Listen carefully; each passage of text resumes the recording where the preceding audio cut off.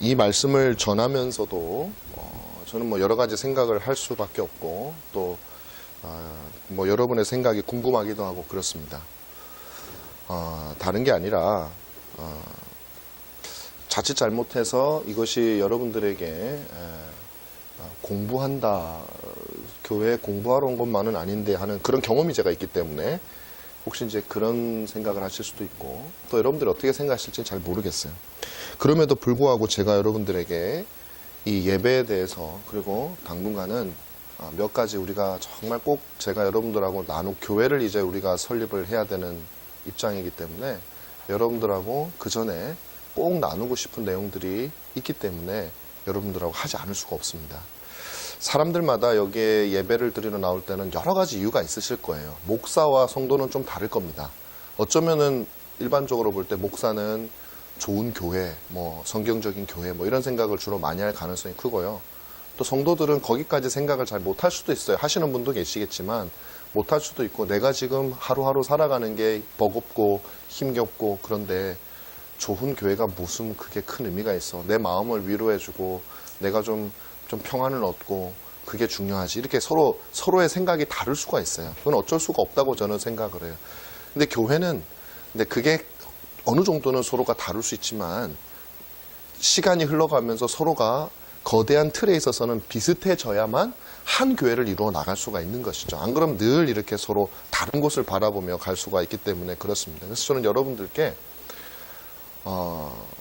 적어도 우리가 처음 교회를 세우고 하나님께서 이 시간을 주신 것은 서로에게 있어서 분명한 교회에 대한 인식과 정식으로 교회가 서기 전에 그런 하나된 마음을 주도록 하기 위해서 하나님께서 저는 이 시간을 주셨다고 생각을 해요. 그래서 여러분들이 예배가 무엇이고 정말 교회란 것이 도대체 무엇이고 또 신자란 존재는 어떤 것이며 우리의 모임은 어떤 모임이 되어야 되고 우리는 이 교회에서 궁극적으로 무엇을 얻어야 될 것인가 어떤 것이 정말로 복된 것인가 하는 것을 공유하지 않으면 이 모이는 목적 자체도 앞으로도 계속 서로 다른 생각을 하고 갈 수가 있다라는 것이죠. 저는 여러분들께 저는 그리고 제가 목사로서 여러분들에게 제 양심에 이것이야말로 정말 여러분들에게 진정으로 필요한 것이고 진정으로 중요한 것이다라고 저는 그렇게 생각을 해요.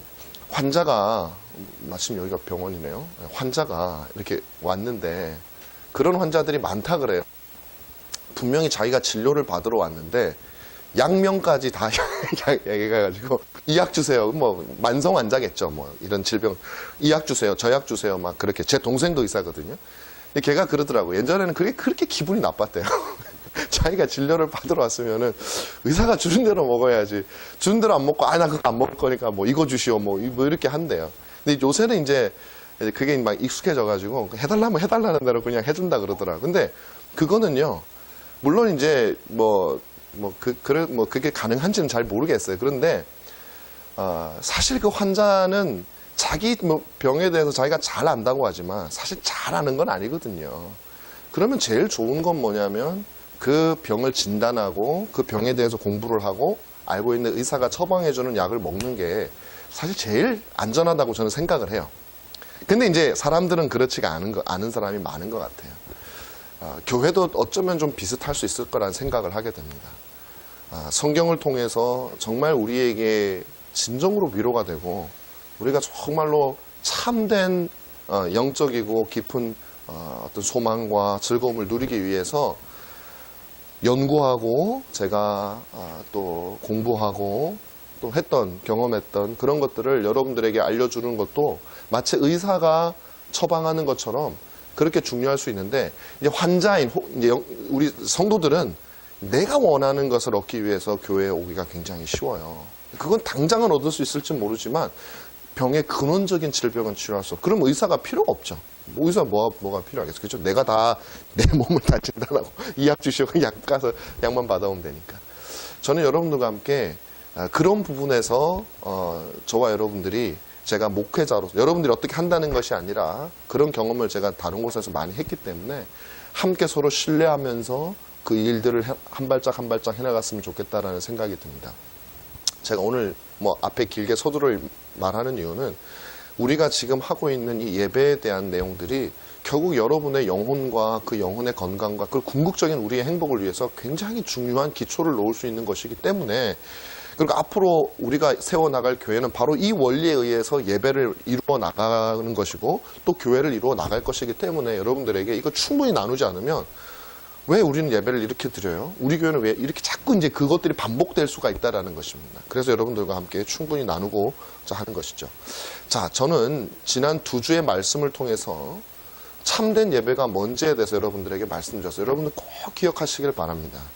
우리의 신앙생활이라고 하는 것은 주일날 와서 예배를 드리는 거나 교회에 몇 가지 활동을 하는 것이 신앙생활이 아니다라는 것이에요. 내 자신에게는 그것이 신앙생활일지 모르지만 저와 여러분들이 진짜 하나님을 믿는다면 하나님에게는 그게 신앙생활이 아니에요. 나만 좋으면 되는 게 아니잖아요. 그럼 내가 하나님을 믿는다라는 말 자체가 거짓말이 되는 거예요. 하나님이 보시기에 어떠냐가 굉장히 중요한 것이라는 것입니다. 자, 그래서 신앙생활 예배라고 하는 것은 무엇이냐면 이렇게 모여서 드리는 것이 우리의 궁극적인 신앙생활이 아니라 하나님의 뜻대로 되어지는 것이에요. 만물도 하나님의 뜻대로 되어질 때 예배하는 것이고 인간도 하나님의 뜻대로 우리가 이루어질 때 그것이 하나님을 기쁘시게 하는 것입니다. 자, 그렇다면 태초의 인간은 이 세상은 만물이 하나님을 예배했어요. 그런데 이제 말씀드렸지만 죄로 인해서 이 예배가 깨졌단 말이에요. 얼마 못 갔어요. 며칠도 안 됐을 거예요. 어떤 사람은 하루도 안 됐다 그래요. 창조된 지. 깨져버렸어요. 더 이상 우리는 삶으로 예배하는 게 불가능한 존재가 되어져 버렸다고요. 하나님이 세상을 예배하라고 만들었는데 그게 망가져 버렸다는 거예요. 그럼 세상 존재의 목적이 없는 거예요, 사실상은. 그때 하나님께서는 바로 이 참된 예배를 회복시키는 프로젝트라고 저는 이름을 붙였습니다. 참된 예배 회복 프로젝트를 시작하신 거예요. 바로 그것을 우리는 구속사라고 하고 그것이 바로 성경이에요. 이 성경 창세기부터 계시록까지 나오는 것이 바로 참된 깨어져 버린 참된 예배, 세상의 존재의 목적을 회복시켜 나가는 과정이 참된 예배. 그러니까 우리가 신자로서 산다라고 하는 것은 굉장히 넓은 우주적인 의미를 가지고 있는 것입니다. 구원은 단순히 몇 사람을 지옥에 보내지 않고 살려주심으로 하나님이 얼마나 인심이 많은 분인지 그거 뽐내려고 자랑하려고 하는 그런 작은 차원의 것이 아니라 한 사람을 구원하기 위해서라도 하나님은 예수 그리스도를 보내셔야 한단 말이에요. 한 사람을 구원하기 위해서도 아들을 죽이는 역사를 하나님이 하셔야 되는 엄청난 전우주적인 프로젝트예요. 그것이 바로 예배 회복 프로젝트라는 것입니다. 그건 존재의 목적을 다시 회복시키는 것입니다. 근데 이 예배 회복 프로젝트의 첫 번째 단계는 뭐였냐면 아담과 하와에게 가죽옷을 지어 입히시는 것에서 시작되었다라는 것이에요. 이것을 통해서 아담과 하와는 짐승의 희생적 죽음, 누군가가 피를 흘려 죽었더니 내가 부끄러워하는 나의 수치를 가린다라는 정말 복음 자체를 경험한 거예요. 얼마나 놀랍고 신비합니까? 창세한 지 며칠 되지 않아서 복음을 경험하게 되었어요. 그 모습을 본 아담과 하와는 아마 제사를 배웠을 겁니다. 하나님이 이렇게 수치를 가려주니 나도 짐승을 통해서 하나님을 바라보는 그 작업을 하게 되었고 그것을 자기의 자녀들에게 가르치죠. 그래서 이 제사라는 건 뭐냐면 하나님께서 삶의 제사를 회복하는 이 프로젝트를 하는데 아주 핵심적인 수단으로 등장하게 된 것이 제사였다라는 것이죠.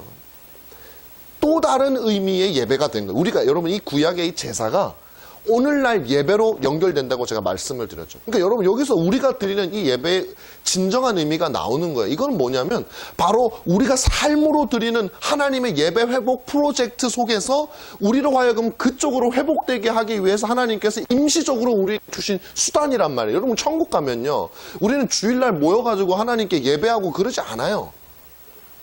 왜 안 그럽니까? 천국 가면 우리는 완전히 삶의 예배가 회복되어져 있기 때문에 그냥 사는 게 예배예요. 그냥 살면 돼요. 근데 어떻게 사냐면 지금처럼 안 살아요, 여러분.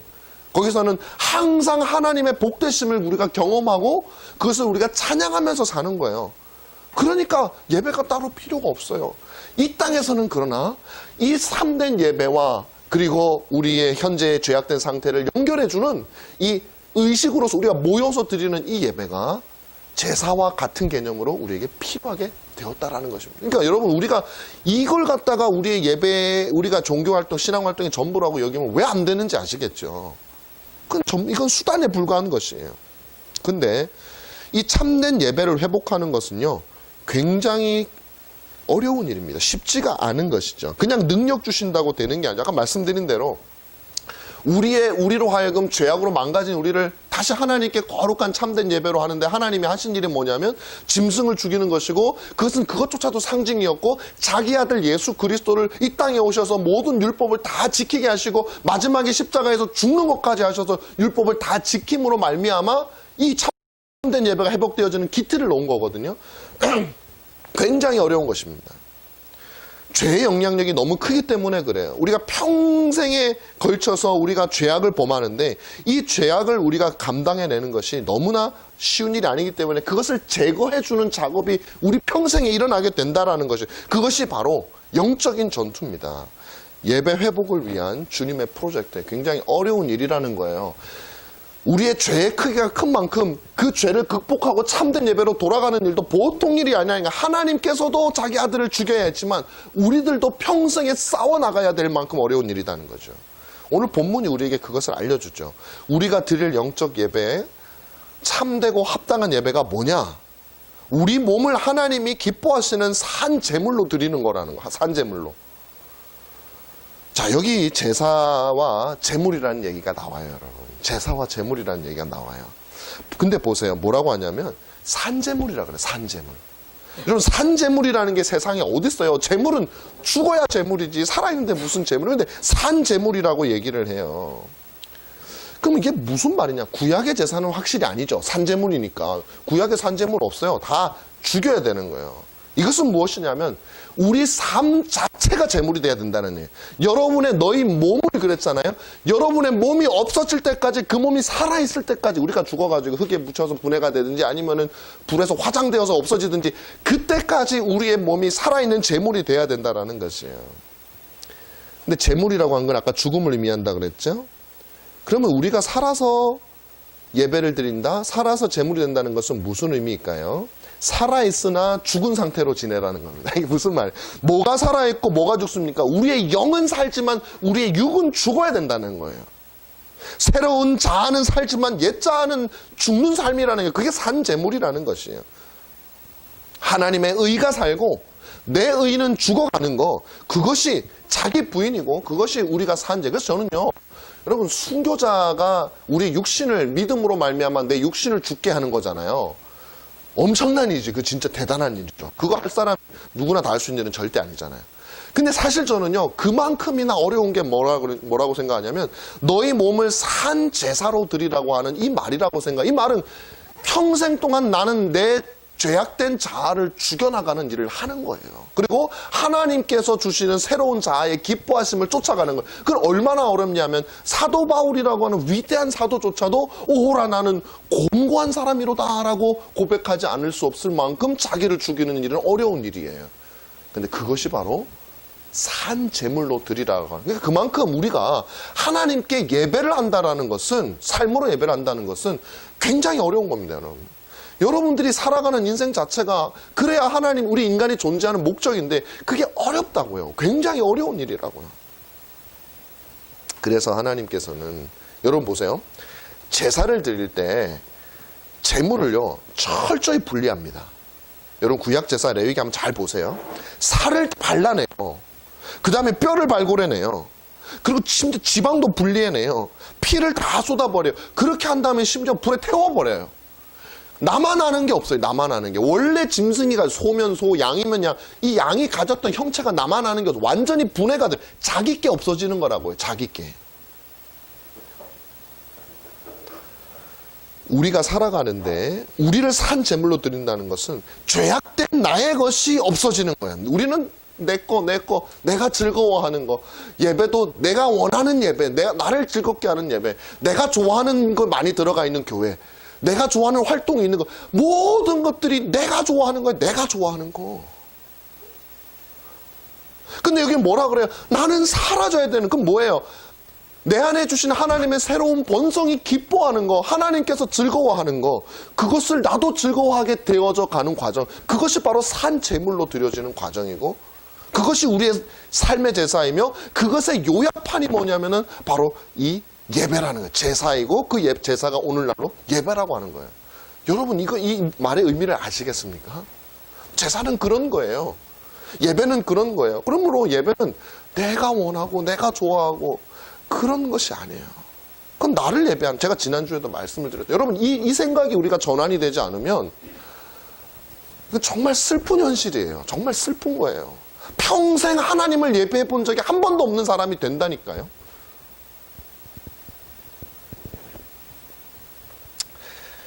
너무 그것이 쉽지 않고 어려운 일이다 보니까 우리의 자아가, 우리의 옛살이 뼈가 분리되고 불이 타고, 그래서 거듭난 자아가 하나님의 기뻐하시는 것을 같이, 그러니까 여러분, 거듭난다는 의미는 이겁니다. 이런 얘기를 하면 어떤 사람들, 저도 그랬어요, 예전에. 하나님, 거룩한 사람이 별로 안 되고 싶은 거예요, 저는. 왜 그러냐면, 하나님이 하는 건 별로 난 재미가 없어. 뭐 찬송, 천국도 안 가고 싶어요. 솔직히 말, 여러분 천국 가시고 싶으세요? 천국에 가면 뭐 하는, 맨 노래예요, 노래. 찬송가 하고, 막 시편 찬송 막 이런 거 부르고 막, 뭐 이거 부른지 모르겠지만, 하나님 찬송, 거룩하다, 거룩하다 그런 거 하고, 여러분들이 좋아하는, 뭘 좋아하시는지 모르겠지만, 축구, 술 좋아하는 사람은 술, 뭐 그런 거 없어요. 놀이기구 뭐 이런 거 없는지 있는지 모르겠지만 하여튼 그게 중요한 게 아니라는 거. 그러니까 어떻게 생각하면요, 천국 너무 지루할 것 같아요, 제 생각에는. 근데 왜 우리가 그런 생각을 하냐면, 내 자아가 죽지를 않고 옛 자아가 살아있으니까 그것이 즐거워하는 것을. 근데 그러니까 옛 자아가 살아있는 상태에서는 천국이 지루해요. 그런데 여러분, 그런 것을 하실 필요가 없어요. 왜냐하면 하나님은 여러분을 지금 더 거룩하게 바꿔가지고, 마지막에 여러분이 정말 거듭난 그리스도인이라면 천국에 들어가실 때 하나님은 여러분의 옛 자아는 완전히 죽이고 하나님과 일치되는 새로운 자아를 주시기 때문에, 그때는 어떻게 여러분이 바뀌냐면은, 축구를 좋아하고 술을 좋아하던 사람이 하나님 찬양하는 것을 축구와 술보다도 더 좋아하게 바뀌는 거예요, 우리가. 그래서 거기 가면은 하나님 찬양하는데 그렇게 행복할 수가 없는 거예요. 그러니까 이 땅에서도 그런 분들 종종 만나잖아요. 예수 믿기 전에는 도박 좋아하고 막 그러다가 은혜 받고 정말 바르게 회심하고 중생하고 난 다음에는 하나님 성경 읽는 게 그렇게 즐겁다는 거예요.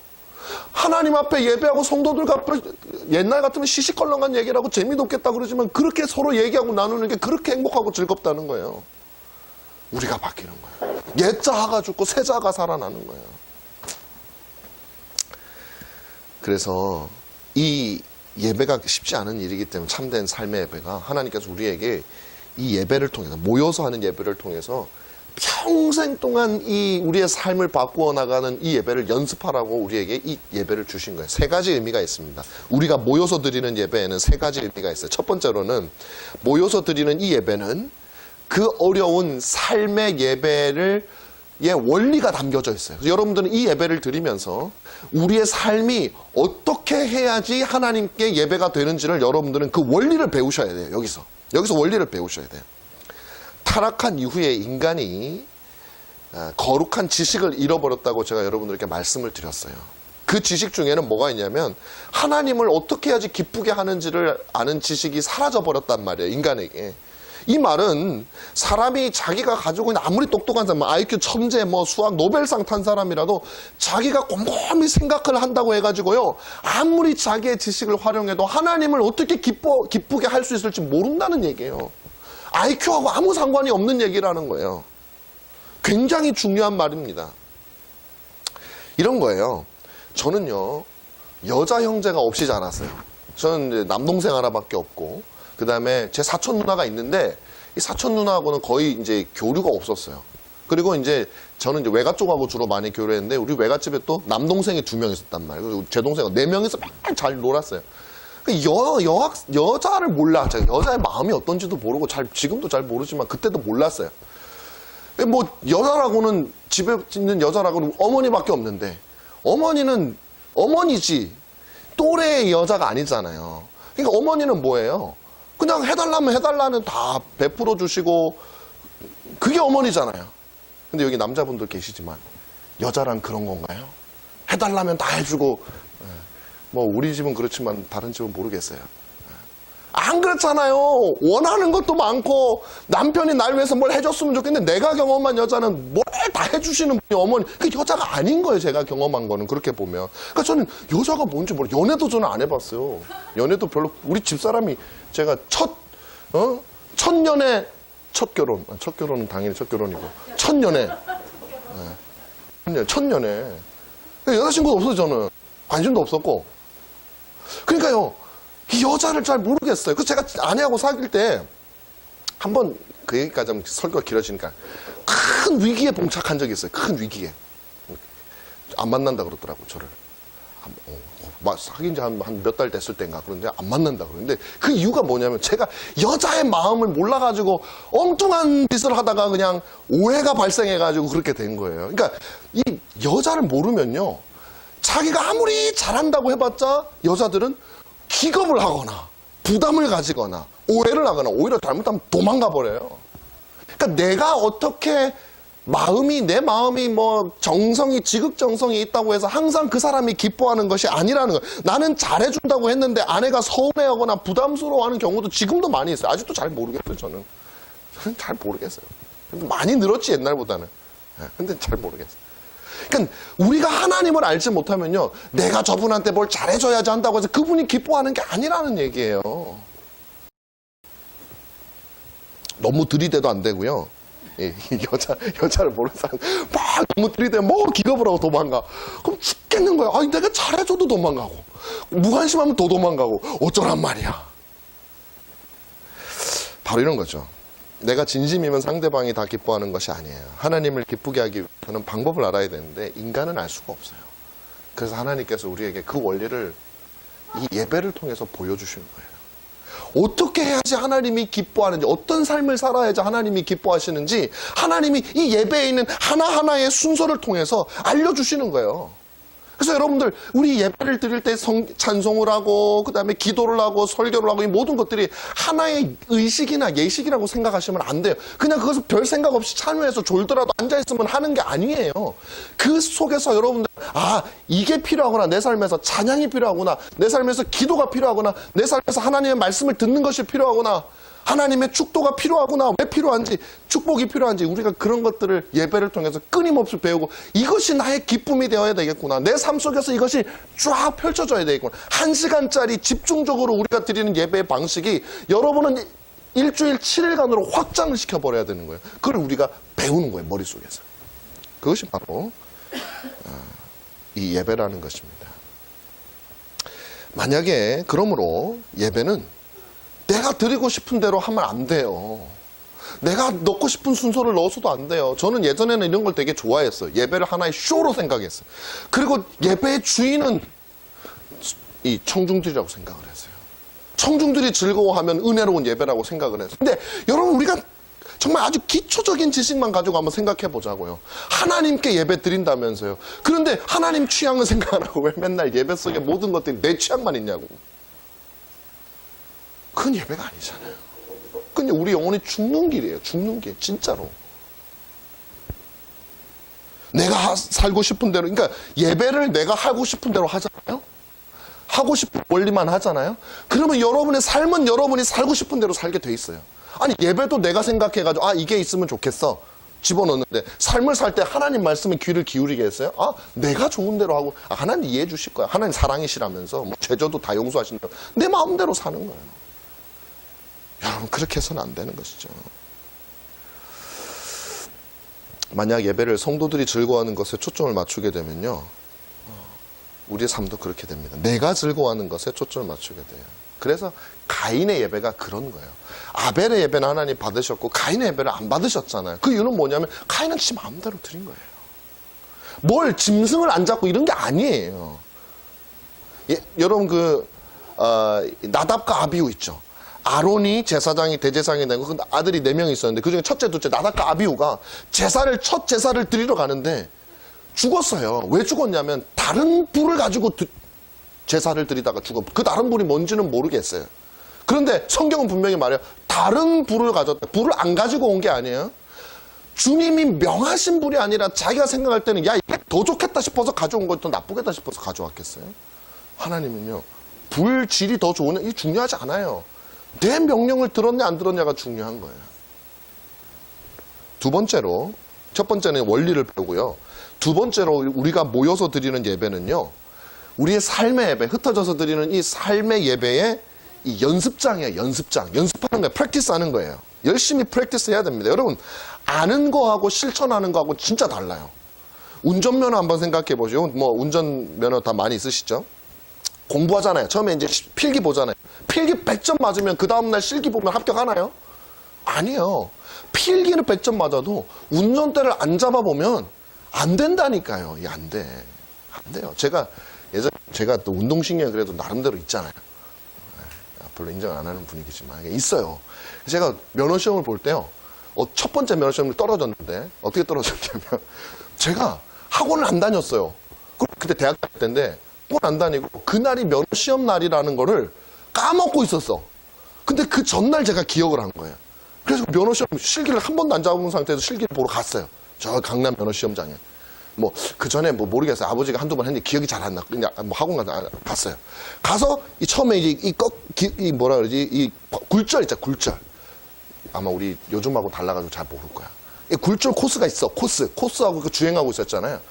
거기 딱 들어갔는데 야, 시동을 한 7번인가 8번 꺼뜨렸어. 덜덜덜덜 떨려가지고 일종으로 시험 봐. 근데 자동 그게 아니니까. 하도 꺼뜨리니까 누구예요? 그 방송에서 제 이름을 부르더니 너무 시동 꺼뜨린다고 뭐라고 하죠. 근데 다행히 굴절 통과하고요. 제가 그래도 꽤 많이 통과했어요. 근데 이 T자 코스에서 떨어졌어. 왜 떨어졌냐면 뒤로 후진을 딱 하다가 뒤에 선이 이렇게 두 개가 있어요. 딱 요 앞에 섰는데 이 선을 이걸 밟으라고 했는지 안 밟으라고 했는지 기억이 잘 안 나는 거야. 그래서 에라 모르겠다 한번 밟아보자고 팍 밟았더니 삐 소리가 내리라 그러더라고. 제가 이건 제 자랑이 돼버렸네. 원래 설교 내용은 연습을 안 하면 못한다가 정답인데 저는 연습을 안 해도 잘하는 사람이긴 했지만 어쨌든 실기를 안 했더니 떨어져 버렸어요. 여러분 면허 시험도 그래요. 우리가 많이 안다고 해서 되는 게 아니에요. 우리 안에요. 죄악된 습관이 배어져 있어가지고 내가 아무리 성경을 통해서 많이 배우고 예배는 뭐고 인간의 예배하는 삶이 어떤 원리인지 아무리 얘기를 해도요. 우리가 연습해보지 않으면 안 돼요. 안 돼요. 부모도 마찬가지예요. 아이에게 야 이렇게 해라 이렇게 해라 우리 아이들도 있지만 이렇게 해라 한다고 되는 게 아니에요. 그 부모가 보여줘야 돼. 그리고 그 아이가 못할 때는 좀 혼도 좀 내야 연습을 시켜야 돼요. 그래야 아이들이 어른이 되어서 잘하는 것이죠. 몇 년 전에요. 금강이라고 하는 독수리가요. 있었어요. 새끼 독수리가. 얘가 이제 어디서 이제 그 새끼인데 상처를 입어가지고 사람들이 보호해서 키웠어요. 근데 얘가 처음 비행하는 날 많은 사람들이 그 장면을 봤어요. 독수리가요, 생후 5개월이 되면요, 날 수 있대요, 독수리는. 근데 어떻게 나냐면, 근데 이 금강이는요, 1년이 지나가지고 첫 비행을 하러 나온 거예요. 근데 생후 5개월 된 독수리가 나는 방법이 뭐냐면, 그 엄마가 물고 가가지고 독수리를 떨어뜨린대요. 그러면 얘가 떨어지면서 팍팍팍 난리를 치잖아요? 그러면 땅바닥에 떨어지기 전에 엄마가 탁 낚아채가지고 올라가. 더 높이 올라가서. 또 떨어뜨려. 그걸 반복하다 보면 얘가 5개월 만에 난다네요. 자, 그런데 이 금강이는요, 그게 안 되는 거예요. 계속 훈련을 해야만 되는데 얘는 엄마가 없잖아요. 그러니까 뭐 떨어뜨려주는 사람도 없고 아무것도 없다 보니까 얘가 클 때까지 안 되는 거예요. 1년이 지나가지고야 겨우, 그러니까 한 번도 어떻게 나는지 배워본 적도 없고 한 번도 어떻게 나는지 실습해본 적도 없으니까 1년이 지나서야 겨우 하게 되는 것이죠. 예배도 마찬가지. 우리가 모여서 드리는 이 예배는 내 삶의 예배의 원리를 배울 뿐만 아니라 그 삶의 예배의 원리를 즐거워하는 법을 우리가 훈련하는 거예요.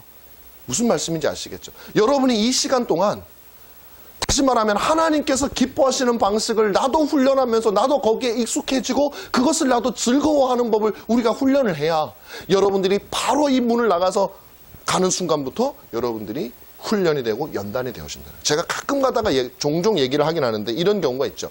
제가 그 예전에 중학교, 고등학교 때 온누리교회에 있는 모교 찬양을 열심히 갔다고 여러분 많이 들으셨죠. 가가지고 거기서 그냥 찬양을 부르는데 얼마나 그때 막 제 또래 고등학교 1학년, 2학년, 중학교 애들이 막 열심히 찬양을 하는지 막 난리가 나. 제가 볼 때는 제가 믿음이 제일 없는 것 같더라고. 정말 주를 위해서 막 죽을 애들이 막 한 3천 명이 널려 있어요. 그렇게 신앙이 좋은 것 같은 아이들이 예배 딱 끝나고 나서 나갈 때 그거가 버스 종점이어서 버스가 한 대가 딱 오면 몸이 피곤해. 2시간, 3시간 동안 막 주님 나를 주를 위해 살겠습니다. 뭐 내가 뭐 순교하겠습니다. 막 이러면서 찬양을 했으니 얼마나 피곤하겠어요. 그러니까 집에 빨리 가고 싶어가지고 버스가 오니까 그 버스에 타긴 타야 그 자리에 앉아야 되니까. 어떻게 한다고요? 서로 그냥 줄이 어디서요? 거기 막 밀려가지고 누가 좀 밀면 야 가 그러면서 막 타는 거. 저도 힘이 좋으니까 저는 항상 앉아가 한 몇 번 하고 나니까 야 이게 자괴감이 드는데요. 내가 방금 30분 전에 주를 위해 죽겠다고 한다고 한 내가 조금 먼저 앉으려고 나보다 힘 약한 사람을 뭐 은근히 밀어내고 나서 내가 앉았단 말이에요. 근데 나만 그랬으면 모르겠는데 나하고 같이 죽겠다고 한 애들이 다 그러고 있는 거 다 그러고 있는 거. 그래서 저는 나중에는 이제 안 했죠. 야, 자괴감이 진짜 들더라고. 이게 뭐야 도대체. 우리가 손든 건 도대체 뭘 위해서 손든 거야. 예배가 그렇게 되어서는 안 된다라는 거지. 손을 들어라 말한 문제가 아니에요, 이거는.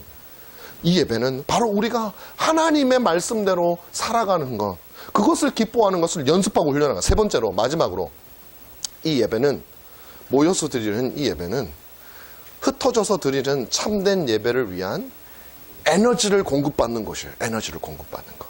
여러분, 우리는요, 매우 복잡하고 피곤한 사회를 살고 있습니다. 여러분 얼굴 보니까, 지금 보니까 다 지쳐 있어. 얼굴이요, 우리나라 사람들, 특히 그래, 제가 보니까. 또 외국 사람은 좀 달라요. 왜 그러냐면, 제가 미국에 있을 때 보면, 자연이 많아서 그런가, 좀 여유가 있어서 그런가, 일단 자연이 많으니까 마음이 좀 이렇게 되잖아요. 얼굴이 좀 밝은 사람이 더 많아. 웃어요, 잘 웃어. 와, 한국에 오니까요, 다들 그냥 경쟁사회 속에서 사느라고 찌들어가지고, 얼굴이 다 화가 나 있어. 다 화가 나 있어요. 저도 같이 그렇게 되더라고요, 보니까. 한국은 그렇게 되는 나라예요. 전부 피곤한 시대를 우리는 살아가고 있어요. 사실은 인생이라는 것이요, 피곤하잖아요. 얼마나 여기 치고 저기 치고 상처받고 상처 주기도 하고 그러고 살아갑니까? 그러다 보니까 사람들이요, 너무 피곤하니까 위로와 재미가 없으면 세상을 못 살아. 그래서 위로와 재미를 사람들이 찾습니다. 자신의 지친 심신을 달래기 위해서 어디로 찾냐? 동호회를 찾아요. 무슨 취미 모임을 찾아요. 그런 게 요즘은 더군다나 생활에 조금 여유가 생기니까 그런 것들이 굉장히 활성화됩니다. 자전거 동호회. 저도 이제 테니스를 쳐요. 목사님들하고. 테니스 동호회에 들어가가지고. 테니스를 좋아하기도 하지만 건강을 또 지켜야 또 여러분들에게 제가 설교를 할 수 있잖아요. 그래서 너무 제가 테니스 치는 거에 대해서 불만을 가지지 마시기 바랍니다. 예. 자신의 취향을 맞는 취미 생활들을 그렇게 합니다. 근데 제가 볼 때요, 전 세계에서 제일 큰 동호회가 뭐라고 생각이 드냐면 어디 같아요, 여러분? 교회 같아, 제가 볼 때는. 전 세계 최대의 동호회, 교회야, 교회. 예. 이 말이 여러분들에게 어떻게 들릴지 모르겠습니다. 이 땅에서 살아가는 자신의 삶에 힘을 얻기 위해서 교회에 온단 말이에요. 자전거 동호회 가는 거하고 별로 다르지 않은 목적으로 올 때가 너무 많아요. 모욕적으로 들릴 수 있어요. 아니, 어떻게 그렇게 말을 하지? 교회가 어떻게 동호회야? 근데 제가 보기에 현실은 그리 다르지 않아요. 많은 사람들이 예배를 그저 동호회에서 하는 정기 모임과 같은 그런 마음으로 참여하는 경우가 많아요. 그러니 이왕이면 그 정기 모임이 즐겁고 재밌고 그냥 앉아있기만 해도 신나는 그런 모임이 되면 좋겠다. 그게 동호회예요. 그래서 그런 것들을 제공하는 것으로 몰립니다. 큰 교회가 잘 제공하죠. 거긴 다 프로페셔널인데, 거기는 뭐 영상 하나를 만들어도 방송국 수준이에요. 거기는 어떤 사람이 말도 얼마나 잘하는지 몰라요. 아나운서예요. 그러니 재밌어요. 연극을 해도요, 동네 교회에서 하는 거하고 수준이 달라요. 그러니까 사람들은 큰 교회로 몰리는 것입니다. 만약에 재미가 없으면은 좀 버티는데요. 버티는 것도 한계가 있지. 정말 재미가 없으면 떠나가요. 왜? 재미없는 동호회에 말라고 계속 같이 있어요. 재미도 없는데, 힘을 얻으러 갔는데 힘이 안 나는데. 뭐 동호회가 여기만 있나? 교회가 여기만 있나? 저기도 있고. 다 자기들이 진짜라 그러는데 진짜 교회가 여기만 있는 거 아니잖아요. 그렇죠? 그렇게 되는 것이죠. 근데 또 어떤 사람들은 예배를 또 좋아하는 사람도 있어요. 신기해요. 그죠? 예배를 왜 좋아해요? 재미있으니까. 감동적이니까. 목사님 설교가 재미있고 감동적이면요, 사람들이 모여듭니다. 사람들은 모여서요, 예배를 통해서 삶의 에너지를 재충전하려고 하는 것이죠. 지치고 피곤한 삶을 위로하는 메시지를 사람들이 듣고 싶어 해요. 그게 우리의 마음에, 저도 그래요. 저도 어디 가서 그런 거 좀 들었으면 좋겠어요. 그게 인간의 마음이에요. 그러나 여러분, 그 위로가 어디에서부터 오는 어떤 위로이며 정말 우리가 위로로 삼아야 될 것이 무엇인가 하는 것은 여러분들이 고민해 보셔야 돼요. 이런 목적으로 예배를 찾는 사람들은요, 삶이 변하지 않아요. 교회를, 예배를 동호회로 찾는 사람들은 자신의 삶을 변해야 될 이유를 모르는 거예요. 왜? 내 삶을 이대로 계속 지속하기 위해서 찾는 건데 왜 내가 내 자신, 내가 하기 싫은 거, 나를 죽여가는 일을 왜 하려고 하겠습니까? 더 활력 있고 건전한 시민이 되는 데는 도움이 될 수 있어요. 자전거 동호회, 등산 동호회. 여러분들의 얼굴을, 표정을 더 밝게 해주는 것에서는 힘이 될 수 있어요. 그러나 여러분을 더 거룩하게 하는 데는 전혀 도움이 되지를 않아요. 더 거룩한 것을 사랑하게 하는 데는 전혀 도움이 되지를 않아요. 왜냐하면 그런 곳에서 여러분들은 결국 자신을 예배하는 것을 배우게 되기 때문에 그래요. 어떻게 하면 나를 살릴 것인가, 나의 옛자아를, 내 육신을 살릴 것인가를 배우는 곳이 동호회이기 때문에 그래요.